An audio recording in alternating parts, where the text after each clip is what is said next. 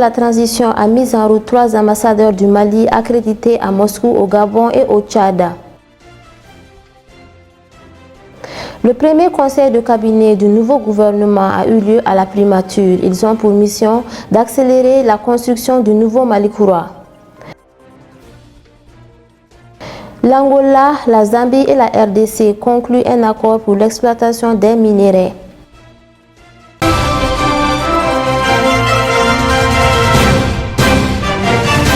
Merci de nous rester fidèles. Mesdames et messieurs, bonsoir et bienvenue dans cette édition. Le président de la transition, le colonel Assimi Goïta, a reçu en audience 3 nouveaux ambassadeurs. Il s'agit de Seydou Kamisoko, Élisée Ndaou et Bougouri Datigi Diarra, respectivement accrédités à Moscou, au Gabon, au Tchad, dans le cadre de leur mise en route. Dado Dupuri.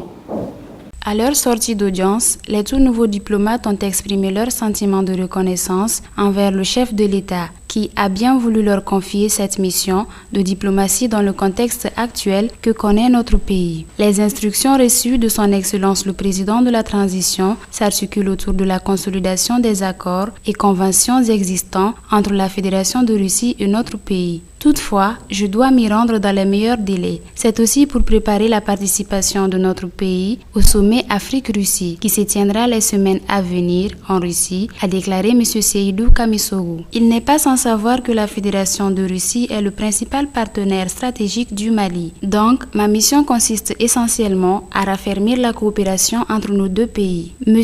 Élisée Ndaou, nouvel ambassadeur du Mali au Gabon, lui s'est réjoui de l'honneur à lui faite par le président de la transition, dans le cadre de sa mise en route en destination de la République du Gabon. Il était question pour lui de recevoir ses orientations, notamment travailler au renforcement des relations d'amitié et de fraternité entre le Gabon, le Cameroun et la Centrafrique. Penser à nos compatriotes, aux difficultés qu'ils rencontrent afin qu'ils puissent passer un bon séjour dans ces pays frères, a-t-il précisé. L'occasion a été pour le désormais ambassadeur du Mali au Tchad, M. Bougouri Datigi Diarra, d'indiquer la dimension de la mission dont il mesure l'importance et qu'il s'agira pour lui de capitaliser l'excellence de la coopération existante d'une part et de renforcer les relations de fraternité entre nos deux pays. Je dois remercier le président de la transition pour cette confiance renouvelée en ma personne, a conclu M. Bougouri Datigi Diarra.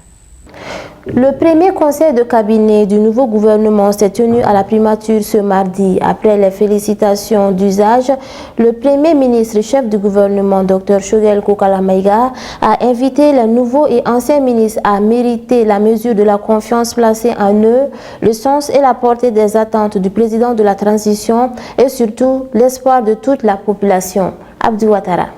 Le chef du gouvernement a donné ses orientations hier à la primature à l'occasion de la tenue du premier conseil de cabinet du nouveau gouvernement. C'était en présence des membres de la nouvelle équipe gouvernementale. Ce deuxième gouvernement, après la rectification, a soutenu Dr Shogel Kokalamaïga, demeure une équipe de mission avec une particularité d'accélérer le processus de construction et d'implémentation du Malikoura. Cet idéal de changement et de renouveau qui a cristallisé les attentes légitimes de nos concitoyens pendant les longues années et qui ont été portées par les mouvements du 5 juin, rassemblement des forces patriotiques. Oui, à l'arrivée, nous serons jugés aux actes sur la base des résultats. Mais au quotidien, nous le serons dans notre loyauté vis-à-vis du Mali et de la chose publique, a-t-il insisté. À l'ère du bilan, Dr Shogel Kokalamaïga a souhaité que le gouvernement n'ait aucun complexe à pouvoir regarder notre peuple en face et dire « Voilà ce que nous avons pu faire dans un horizon temporel limité et marqué par des contraintes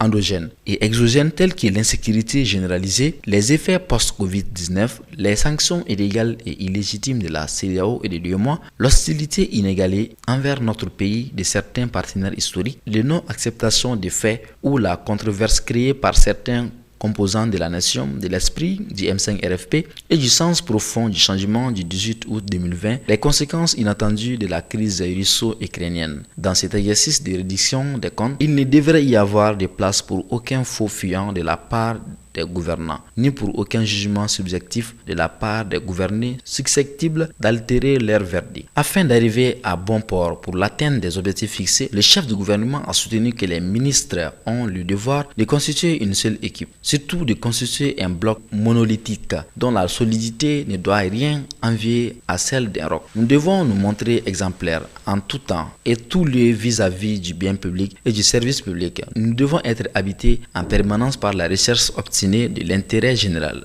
et par la satisfaction de l'intérêt collectif. Nous devons être en permanence à l'écoute des populations, a-t-il exhorté. De même, Dr Choguel Kokala Maïga a indiqué que le gouvernement doit être à la hauteur des enjeux du moment, en se montrant capable de relever les défis persistants, notamment ceux liés au retour de la paix, de la sécurité et du vivre ensemble sur l'ensemble du territoire national, mais aussi au retour de l'État et des services sociaux de base auprès des populations, à la justice, en conduisant à leur terme les grandes réformes en cours dans ces secteurs si vitaux pour l'équilibre de la nation. Notre pays doit continuer, dira-t-il, à assurer sa présence dans les concerts des nations à travers sa diplomatie, toujours centrée sur la défense de ses intérêts vitaux dans les contextes des nouveaux rapports de force que nous avons contribué, fort heureusement, à créer pour l'affirmation de notre souveraineté, pour la défense de l'indépendance, de l'unité, de l'intégrité et de la dignité. Et d'ajouter que le gouvernement doit servir notre pays par l'exemple avec engagement, abnégation, patriotisme et humilité. Il s'agit de rassurer par la claire vision du gouvernement sur les enjeux fondamentaux du moment, par sa capacité à travailler en équipe dans la collégialité avec efficacité et efficience sous la haute conduite du président de la transition, le colonel Assimi Goïta. Dans les concepts de la souveraineté retrouvée ainsi que la défense de l'indépendance de notre pays, les efforts se concentreront davantage sur la politique des 3D, à savoir la défense, la diplomatie et le développement. Triptyque si cher au chef de l'État, a instruit Dr Choguel Kokala Maïga. Dans cette perspective, le gouvernement élaborera sans tarder et soumettra au président de la transition un nouveau plan de développement qui mettra l'accent sur la relance économique pour une prospérité partagée. Le Premier ministre a également rendu un vibrant hommage aux ministres sortants pour leurs résultats. L'exploitation des ressources minières au Mali, comment assurer un partage juste et équitable pour la majorité des Maliens, était au cœur d'un colloque sur ce secteur minier. Sur initiative du Centre d'études et de réflexion au Mali, l'objectif est de faire l'état des lieux du secteur des réflexions pour que les ressources naturelles profitent à la population.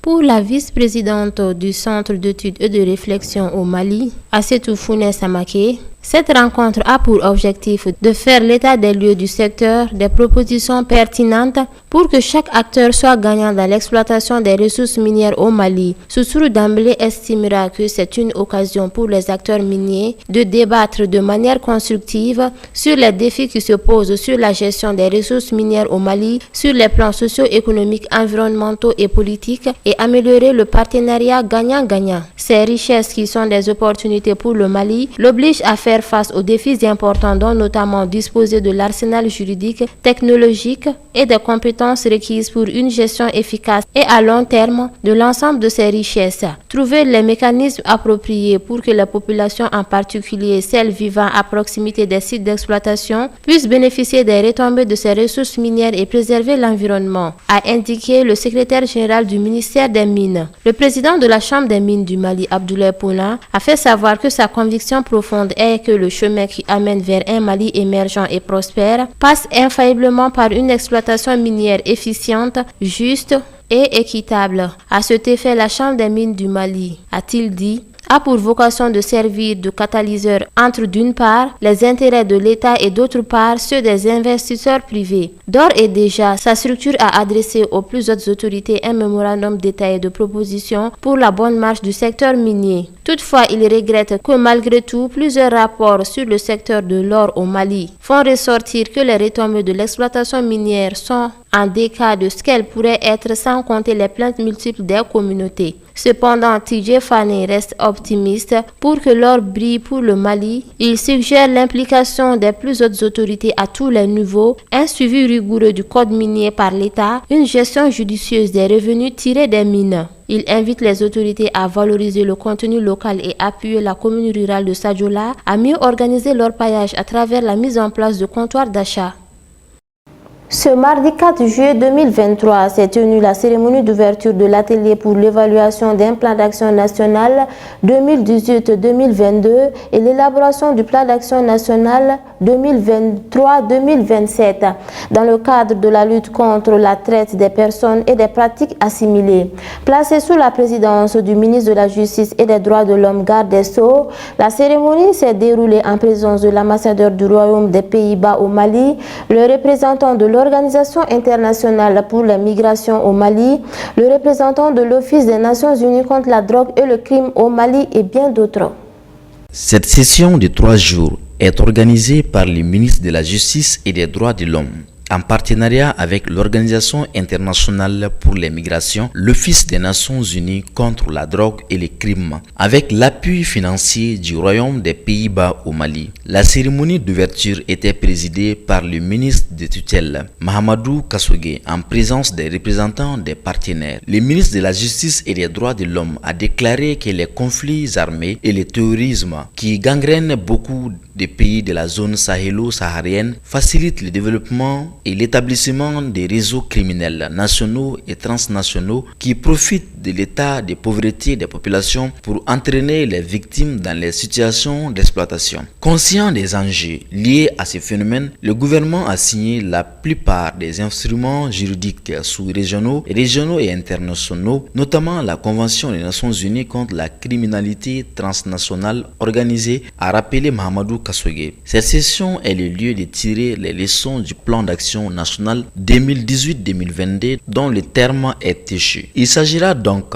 à exhorter le garde des Sceaux de mettre en exergue les forces et les faiblesses tirées de la mise en œuvre de ce plan en vue de l'élaboration du nouveau sur la période 2023-2027 qui devra tenir compte des besoins et des réalités de notre pays. Parlant des acquis de l'ancien plan, Mahamadou Kassogué a constaté que des efforts louables ont été déployés pour améliorer les systèmes de lutte contre la traite des personnes à travers des actions concrètes mises en œuvre par le département de la justice. Toutes choses qui attestent la volonté et la détermination des autorités de la transition à renforcer la lutte contre ce phénomène. L'OIM, selon son représentant, pose les principes selon lesquels les migrations s'effectuant en bon ordre et dans le respect de la dignité humaines sont bénéfiques aux migrants et à la société. C'est pourquoi nous œuvrons en coopération avec les autorités nationales, la société civile et les institutions internationales à protéger les victimes de l'emprise des trafiquants et de leur